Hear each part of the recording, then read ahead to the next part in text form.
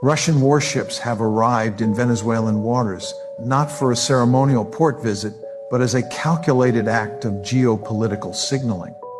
This is not simply about naval maneuvers or the projection of maritime power. It is a direct challenge to 2 centuries of American dominance in the Western Hemisphere, a challenge to the very premise of the Monroe Doctrine itself. Since 1823, Washington has regarded the Americas as its exclusive sphere of influence. That assumption that the Western Hemisphere belongs to the United States is now being openly contested.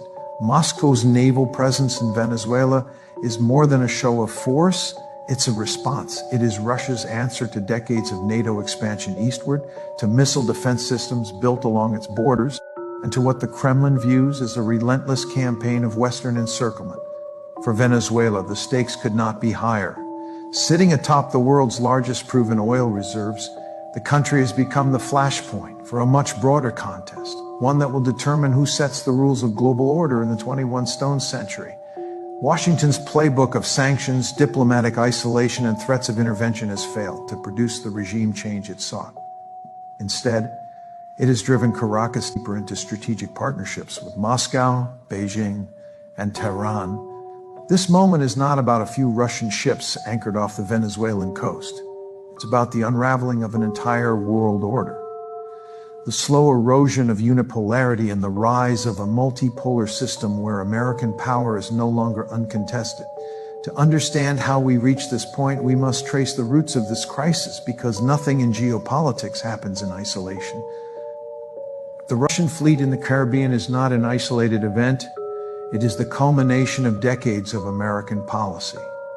A policy that has alienated partners, emboldened adversaries, and pushed the world toward a new and uncertain balance of power.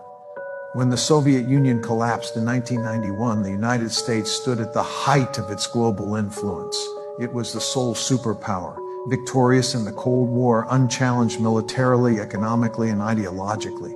Many in Washington believed that history itself had ended, that liberal democracy and market capitalism had triumphed once and for all. The question then was simple. What would America do with its unprecedented dominance? In the euphoria of the early 1990s, American policymakers faced a historic opportunity. The Soviet Union was gone.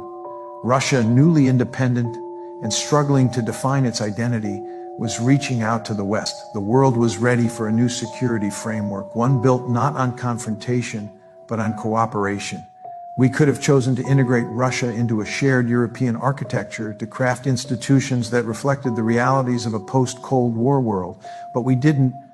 Instead, we chose dominance. Rather than extending a genuine hand of partnership, we expanded the very military alliance that had been created to contain the Soviet Union. NATO, once confined to Western Europe, began its march eastward, first to Poland, Hungary, and the Czech Republic, then to the Baltic states, Bulgaria, Romania, Slovakia, and Slovenia. Each new wave of expansion was sold to the public as an extension of democracy and security, but to Moscow, it was a slow-moving encirclement. There were warnings, serious, informed, and prophetic voices urged restraint.